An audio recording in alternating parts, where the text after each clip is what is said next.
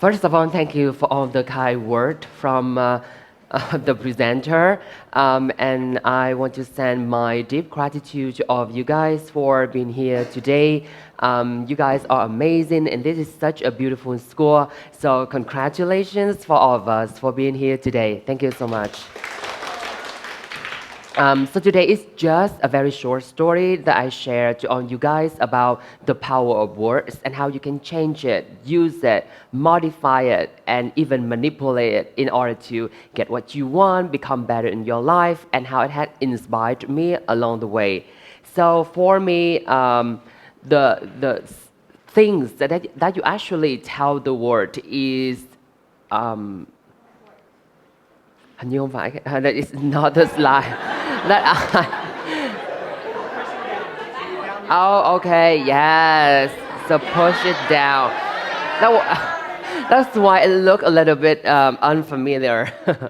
Okay, so today I want to tell you about something like a self-fulfilling prophecy. For me, I always frame my challenge very differently. For example, when I opened my first English center, it was more than 10 years ago.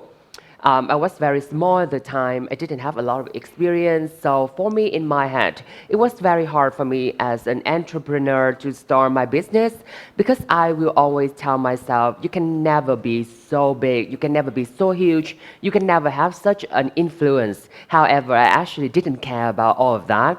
For me at the time, finding enough money to pay the rent was more than enough. So I just hustled every single day. For me, the story at that time was not becoming a huge influencer, become a huge force. For me, I just want to take care of my parents, my sister, and also my employees. So at the time, the story was very simple. However, as everything evolved, I became a little bit more influential. And the story became so much more challenging. I had to deal with so many problems day by day. But for me, I think it is the chance for me to grow. When I was in 10th grade, after winning a very prestigious prize in national physics, my mother was diagnosed with breast cancer. So I had the opportunity to enjoy the happiness in only about 3 days before I heard of the news. At the time, it was heartbroken because when you were younger and you knew that your parent had cancer, you actually, the type of cancer that my mother had at the time was very early. It was caught on time, so the treatment was very effective.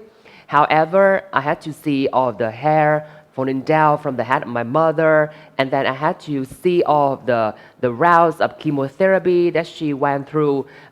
She suffered so much at the time because you understand hair is like something that is so important to a woman, and when you lost it, it actually had so much like influence on your mental state. Yeah, but I told myself, okay, I don't have a lot of time to just whistle around anymore. I have to act. I have to act immediately. I don't have the chance and the opportunity to just play around and just be a silly boy anymore. I had to fight for it. And so basically, I studied about 10 to 14 hours every single day. I didn't even think about my health, my well-being. I just fought for one single goal at the time, which is making my mother happy about me. So in my 12th grade, I won the second prize in the National Excellent Student in Vietnam. I was sent to Hanoi capital in order to get the enrollment route for the International Olympics. And I had the chance to spend 1 month with my mother in Hanoi City. It was so beautiful, and when I think of it, even until now, I felt so proud, and my mother was so happy with me. Yeah, so it is so important for you to think of your life as a story. You can be a victim, you can cry it out, you can be a loser in the eye of other people. However, at the end of the day, do you want to be happy? Happiness is so important. At the end of the day, you don't have all the materialistic things in the world. You only have yourself, your memories, and the time that you spend with your family, your friends, and even with yourself. So for me, um, it's actually about how you use your language. For example, when you are so young right now, society expects you a lot. Like you go online and then you see all of the high scorer in IELTS, 12 years old getting an 8.0, and you are 21 years old without a 7.5 degree certificate. It was so challenging for a lot of us and even for a lot of my students. However, I want you to think very differently. You are your own story. You are not similar to the child who got 8.5. You are not similar to the girl 17 years old who get 9.0. You are your own. You are the treasure of your parents, the treasure of your friends. They will not want to change you for another high IELTS scorer. Will they? Oh, I don't know. Okay. Maybe they will, okay? But at the end of the day, you are your own. You are so special in your own way. You don't have to compare it because you undergo all the challenges by yourself. Do any people undergo the same problems as you? I don't think so. Okay, so for me, what you tell yourself, you have to believe. Actually, it's not as crazy as, oh, I'm the best person on the planet. I'm so beautiful. I have to be treated so differently. No, it's lunatic. When you tell you believe in yourself, is you believe in your goals that you set realistically. For example, now you have 6.0 in IELTS, and then you tell yourself, oh, I want to get 9.0 in the next 1 month. You have to get a pillow, and then you have to sleep, because it only happens in dreams, okay? You set a realistic goal. You understand that, oh, okay, I spent like 3 years to get 6.0, but now I know the deal. I know all the structure of the IELTS test. And so I will try to make it work for me. Maybe I will get 6.5 in the next 1 month, or I will try to speed it up and get 7.5 in the next 5 months. I will try to do more, and in order to accommodate my plan, I have to spend around 2 to 3 hours of learning every day. Can I do it? If I cannot spend that time, I have to set a different goal, and I have to believe myself in a different goal. Not just telling myself, oh, I want to become a superstar in one day. I want to be so beautiful. It's not working this way. It works so differently, okay? So, and I also want to tell you, like, when you think of something hard, you can think of a challenge I'm conquering, but when you think it's awful, like, you have to practice to improve. For example, I was so bad at French. Yes, I actually didn't have to take the test to go to my university. I was admitted directly thanks to all the performance in my high school. So I picked a program that was specialized in French. I was so bad at it. However, I thought to myself, okay, I'm learning a very difficult language. However, if I just ignore all of the thing, I might fail and then I might get a bad score. So at least I have to try to make it work. So actually, when you think of me being bad in French, it's not like I got a failed score. I actually got a good score because I know how to take the test. Yeah, I practiced for it so much. I spent 8 hours memorizing all of the words so I can write a good essay. It was not that bad. However, I think of myself like, okay, I have to do it. I have to work. I have to change. And I have to work with what I have at the moment. And now my French is still awful. Okay. So I think for all the young people here, I think you have to rewrite one negative thought every single day. Yeah, what do you think so badly of yourself? You think that yourself, oh, I'm not deserving all the love from my parents. I'm not deserving the conditions that I have today. You have to challenge it. For example, if you think, oh, I am becoming an adult, 22 years old, and my parents have to roll me, supply me with money. Oh, you don't think it? You give your parents the opportunity to grow you. Okay. So like I love my parents so much. I give them more time so they can help me. I give you the opportunity to send me money. It actually not working that way. However, you can work by just rethinking of the challenge. For example, I think of myself, I'm so bad at doing exercising. Yeah, I will do all the things on the planet in order to avoid exercising because it's so tired physically and mentally afterward. However, I think to myself, okay, you want to look a little bit better, you want to have more strength in order to teach and do all the things, run errands. So you have to do at least like 5 minutes of exercising every day. You think of yourself, I cannot compare myself to other people. However, I can do better compared to myself yesterday. Yeah, that is the real deal. And when you can do it, you can basically change all the perspective in your life. And then the story you tell shapes your world around you. It's manifesting. It's like something like, oh, I will become like a really good person in the future, and you will try to work your goal toward it. Or you want to become a very toxic person, and then you join all the drama groups. You can still do it too. Yeah, if that is the thing that makes you happy. A lot of my friends get their joy by doing it.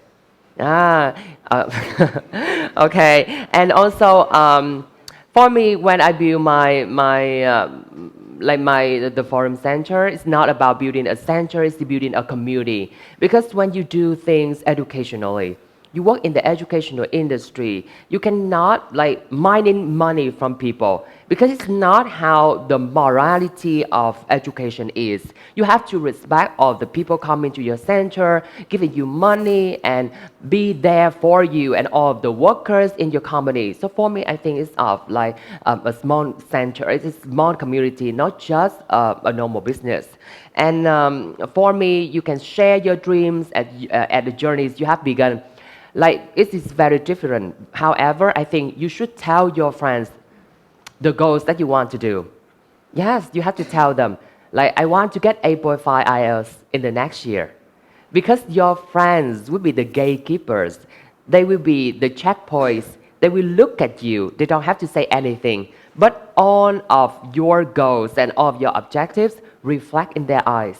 So they can be a witness. They can be a supervisor. And they can give you advice along the way. So share your dreams with other people. Share your dreams with your friends. But not your enemies, okay? And then like words build belief. The more you speak about something, the more you believe in your story, and the more you work toward it, the more you want to become better. Because when you have such a good energy, you will attract good energy as well. You want to be good in IELTS, then you will attract a lot of people who want to be good at IELTS as well. If you want a lot of drama in your life, you will attract a lot of different dramas, and eventually you will become the focal point of the storm, and you will feel yourself tired every single day. We need drama, but just a little bit of it, okay? Not too much. And then when you think of like a goal that you can do in the future, you live your new story one step a day. You don't want to dream to become something so big immediately. You have to think along the way. Like for example, I have the goal to get 7.5 IELTS after 1 month from the start of 7.0. However, I have recently received an offer from an employer, and then now I have to work, so I have to change the mission because I cannot fulfill all the objectives simultaneously.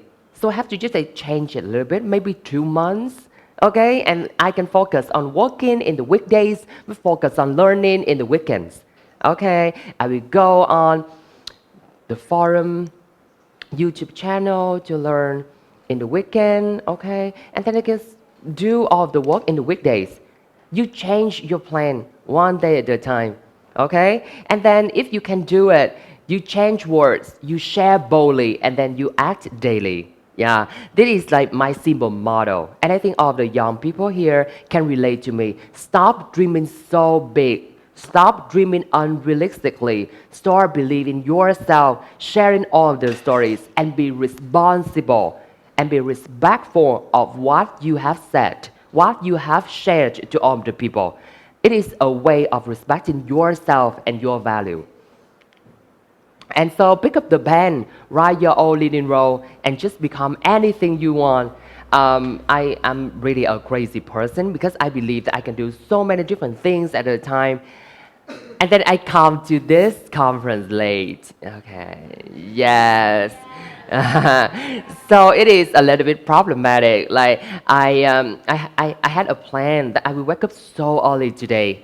Yes, because I have to do an executive deal with a hotel brand, and I have to do the review for them. So we wake up at 6. Okay, I will do of the review to 7:30, and then I will work with my syllabus. I will work on all the business obligations, and then I will come here early. Yes, and here am I. Yeah, so yeah, sometimes the plan changes, and then you have to take all of the obligation. You have to change the responsibilities. However, be happy, be successful, be yourself. Understand your value. Stop comparing yourself with other people, and be amazing Swinburne students. Can you do it? Of course. Thank you so much for listening. Thank you so much. Cảm ơn các bạn rất là nhiều.